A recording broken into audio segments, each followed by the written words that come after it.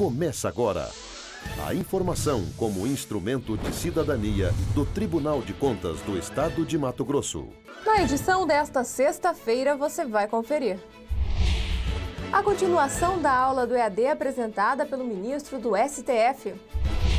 O tema dessa vez foi os princípios constitucionais da administração pública.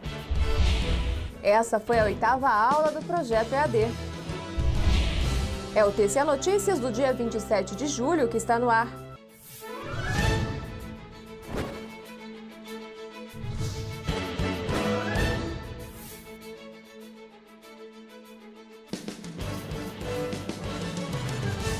Olá, tudo bem?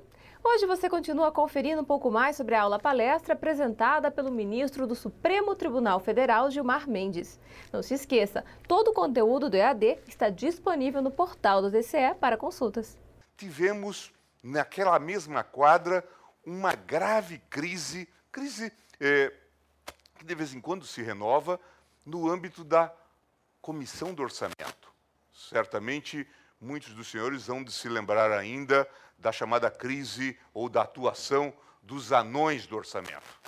Então, nesse contexto, tivemos essa grave crise no âmbito do parlamento. E, em seguida, tivemos a crise do próprio governo Collor, que culminou com um impeachment presidencial.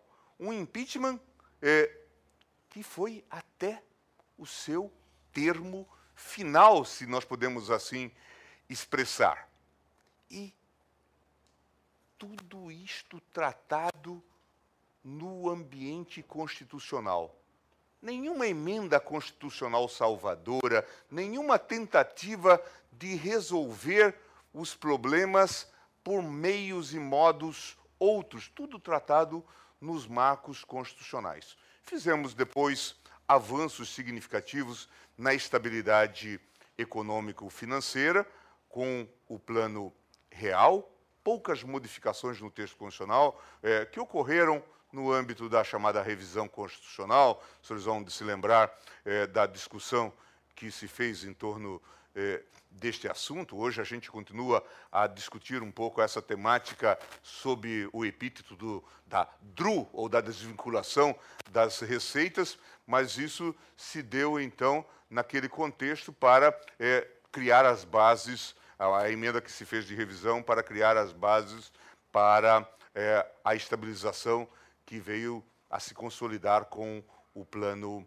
Real. E o Plano Real, inclusive, se os senhores têm alguma lembrança, ele se diferencia de tantos outros que tivemos porque ele não tinha uma oferta ou uma promessa de realização de milagres. Ela vem propondo algo gradualista. Inicialmente vem com aquela chamada fórmula da URV, não é? Tentando não traumatizar a economia, não traumatizar os consumidores, não traumatizar os agentes econômicos. Aprendizado que nós fizemos diante de tantas propostas miraculosas que tinham sido até então apresentadas nesses anos que antecederam a 1994. E assim, prosseguimos na nossa caminhada, 2 governos do presidente Fernando Henrique Cardoso, depois sucedido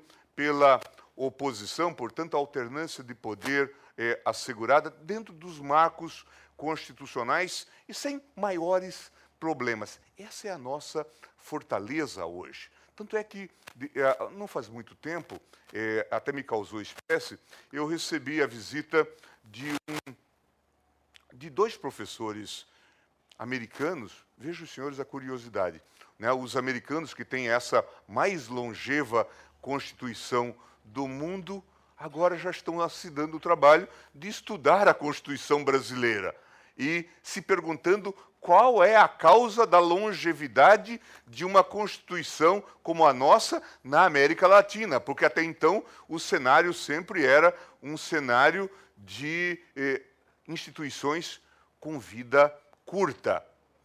E eu, tentando responder a esse questionamento, eu dizia que talvez, e me valendo até de um estudioso americano de origem polonesa, Adam Prysowski, eu dizia que talvez um dos fatores desse sucesso institucional da Constituição de 88 fosse a ideia de ter se assentado, consciente ou inconscientemente, numa estrutura poliárquica.